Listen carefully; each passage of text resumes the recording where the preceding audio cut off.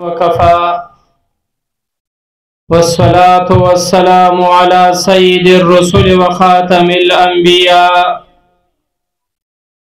أما بعد فأعوذ بالله من الشيطان الرجيم بسم الله الرحمن الرحيم ألف لام ميم ذلك الكتاب لا ريب فيه هدى للمتقين. وقال النبي صلى الله عليه وسلم من جاءه الموت وهو يطلب العلم ليحيي به الإسلام فبينه وبين النبيين درجة واحدة في الجنة أو كما قال صلى الله عليه وسلم. شوق و محبت سرا فجناب رسول الله صلى الله عليه وسلم باني درود شريف ويا اللهم صل على محمد النبي الأمي وعلى آله وبارك وسلم تسليما.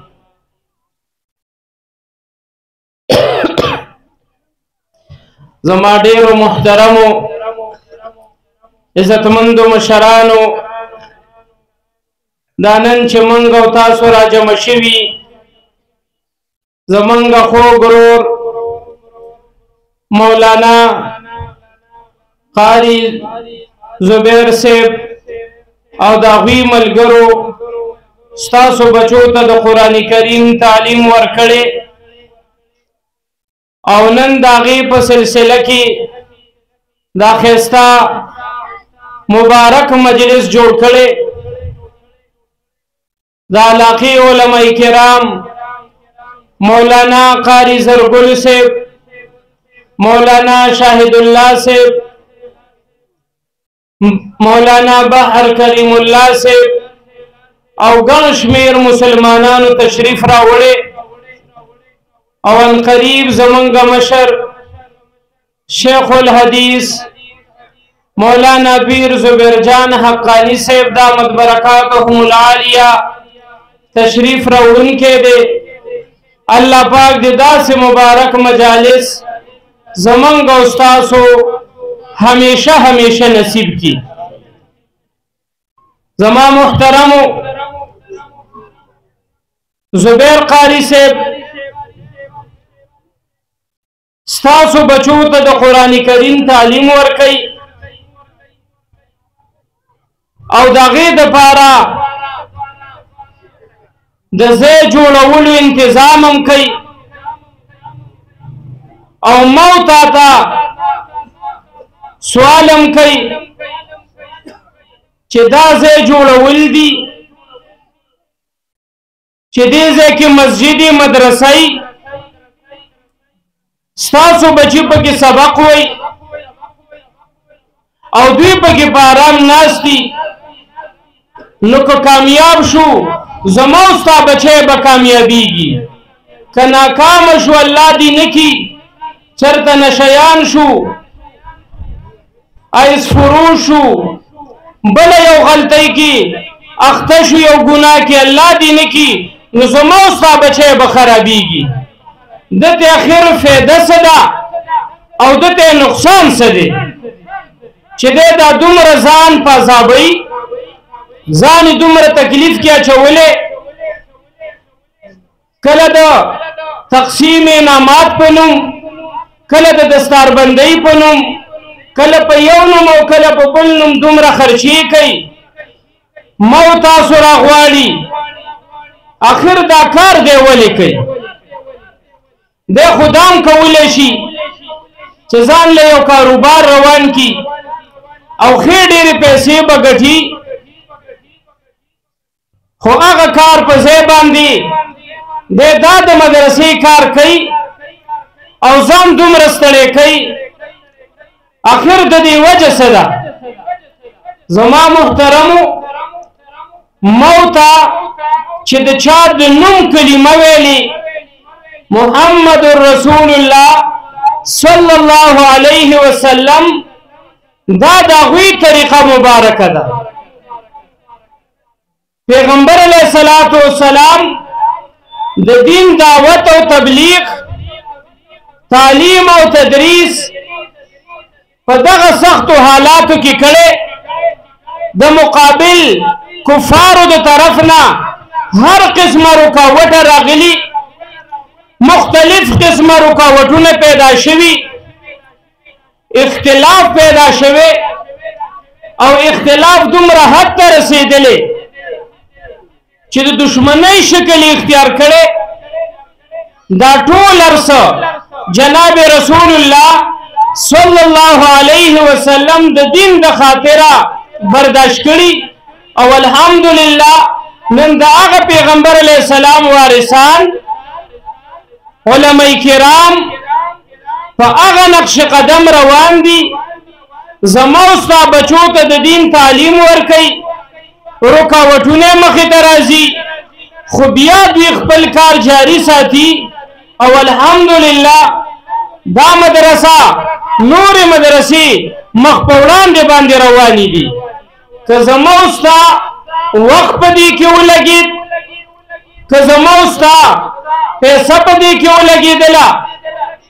زما او ستا مینه او همدردي دې سره وه، دا زما او ستا خوشنصیبي ده. دا په دوی باندې څه احسان نه دی، دا زما او ستا ذمواري ده. که سر ته مو رسوله فایدې مو تا ته ده او دا خو په هر صورت کامیاب دی. شاهد الله مولوي صاحب د مدرسې متعلق د چندې ذکر وکړو. محترم کله چې جناب رسول الله صلی الله علیه وسلم مدینه منورې ته تشریف راوړو، ناول قباء ته لاړ. دغه ځای کې صحابه کرام را جمع کړه، هلته یو مسجد جوړ. بیا چې مدینه منورې ته تشریف راوړو نو دا کوم ځای کې چې مسجد نبوي آباد دی، زړه احاطه الله پاک دې ټول بار بار بوزي. هغه وخت کې دا څه میدانو، یو څو پکې وران د مشرکین قبرونه او یو څو پکې بوټي و د کجورو. پیغمبر علیه الصلاة والسلام صحابه کرام را جمع کړه چې په دې ځای باندې مسجد جوړو. چې معلوماتو شو هغه د دوو کسانو زیو، هغوی دواړو ویل دا منګه د الله کور ته مفت ورکو، دا من پیغمبر علیه السلام له ورکو. نبی علیه الصلاة والسلام مشورې سره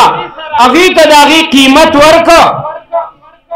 او دغه ځای د جومات دپاره واخیست. څه پکې کندې کپرې وې هغې اوارې کړي، کوم چې بوټي و هغې ته ورېبل او د جومات مسجد نبوي بنیاد کېښودلی شو. صحابه کرامو به پکې د ورځې کار کو. نبی علیه الصلاة والسلام په خپل لاس مبارک په دې کې کار کو، کاڼي به یې راچلول او کله یو سړی یو دروند بوج را په شا کې یو غټ کاڼی غټ بوج د هغې د وجې نه ټیټ ټیټ رواني. جناب رسول الله صلی الله علیه وسلم به کله دغه هیئت سره روانو او مستقل لګیو په خپل لاس مبارکې جومات جوړو. هغه عظیمه هستي چې د هغې د برکته موږ ته د ایمان دا مسلماني میلاو ده او د هغوی د نوم کلمه موږ ویلې. دغه عظیمه هستي په خپل لاس مبارک سره کاڼي راوړي. یو صحابي را منډه کي، هغه ته هغه کاڼی والي. بیا نبی علیه الصلاة والسلام لاړ شو، بل کاڼی راوړي. په دې طریقې سره مسجد نبوي آبادیږي. زنانه خو بار نشي راوتې، نو هغوی خبر راولېږه چې نارینه په دې کې خپله حصه واچوله، خدمت یې وکړه. موږ هم پکې خدمت کول غواړو. نو بیا د ماښام چې تیاره ولګېدله مشورې سره بیا به نارینه بار نه راتلل زنانو به پرده کې په دغه جومات کې جوړولو تعمیر کې حصہ اچوله زما محترمو دغه مبارک مسجد چې یو منځ پکې الله پاک یو په 50,000 قبلې دا انتهایی کچا یو سفر جوړ شو بره پیدا کجورو سانګې واچولې ستنې پکې د کجورو تنې وي چې باران بور شو دا به راسسېده پیغمبر علیه الصلاة والسلام او صحابه کرام خپل لاس مبارک باندې دا جوړ کړو بیا حضرت عمر صاحب زمانہ کې دی کې لږ تغییر وشو بیا چې کله د حضرت عثمان صاحب زمانہ رااله هغه له خو الله پاک ډیر مال او دولت ورکړو دا جمعه غټم کا او ډیر قیمتي کانی په دې کې ولګول او ډیر خسته مزیدار جوړ نو محترم دا د پیغمبر اسلام طریقه ده او دا د صحابه کرامو طریقه ده او موتا چې راغوي د مینې داوی کو دا به زموستا طریقه می چې موږ به د خپل وس مناسب دې مدرسې سره چې دا تاسو محله کې ده دې سره به موږ تعاون کو زمونږ د تعاون اولنې صورت بدی چې خپل بچی به دې ته رالیږو چې زمونږ بچو دپاره دا جوړه ده نو موږ به خپل بچي دې له رالیږو چې زمونږ بچي په دې کې قرآن کریم زده کړي محترم بچی د الله پاک داسې عظیم نعمت دی چې چاله الله ورکړی په دې د الله ډیر شکر ادا کوي او الله دې نه کړي چې الله پاک دې والي بیا احساس کیږي چې دا څومره لوی نعمت و محترم خو ګستا دغه بچی دا نیازبین بچی سبا الله دې نه کړي بدعمله شو نو اول به ته تنګي بیا به ستا خاندان تنګي او بیا به غیر چاپیره ټول گاوند تنګي او د سمولو په سم لار روانولو دا وخت دی چې دا ماشومان دغه سن ماشوموالي کې تاسو دی علماء کرامو خواله راولئ او کور کې چې کله خبرې کوئ نو د علماء سپکې مه وایئ فلانې مولا داسې دی او فلانې مولا هغسې دی دا د بچو مخکې مه وایئ کم کور کې چې د علماء کرامو سپکې ویلې کېږي د هغه کور کشران الله پاک خپله ګمراه کوي ځکه ستا دا کشران دا تانه عقل زده کوي ته چې د دوی مخکې ناستې او کله یو عالم کله بل عالم پسې خبرې کې نو ستا دا بچی هم دا ټکي زده کوي چې یو دا علما سم خلک نه دي خو که چېرته ته د دوی په مخ کې د قاري صاحب د مولوي صاحب ډېر په عزت سره تذکره کې او په ادب یې نوم اخلي ستا دې بچي په زړه کې به د ابتدا نه د عالمانو د مدرسو د پیغمبر علیه السلام د دین د دې عظمت پیدا کیږي نو یو د بچی د کامیابی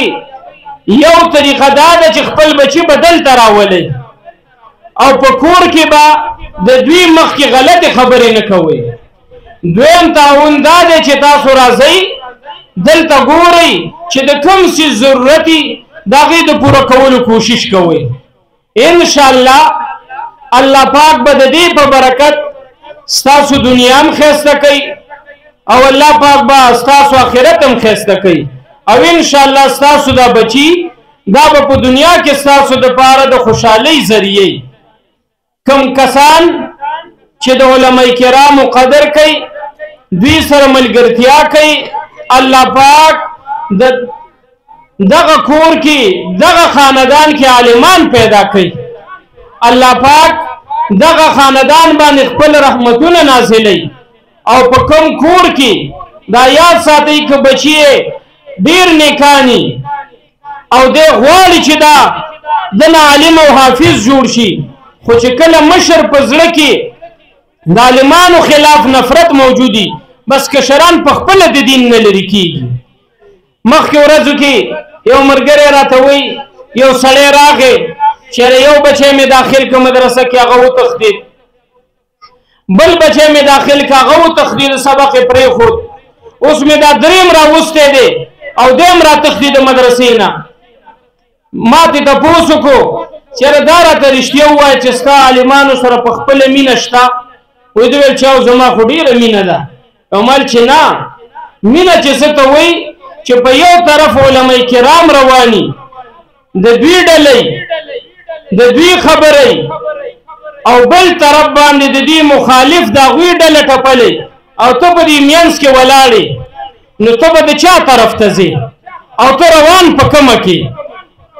نو محترمو موږ به د خپل زړه ته وګورو که چېرته زموږ په زړه کې د علما کرامو قدر وو الله پاک به زموږ په کور کې معلمان پیدا کوي انشاءالله بیا هغه ورځ لرې نه ده چې زما او ستا کورونه بم د جنت نمونې زما او ستا کور بم د امن او د خوشحالۍ ځای که داسې نه نو ډېر خلک د خپل اولاد نه په اور کې ولاړ دي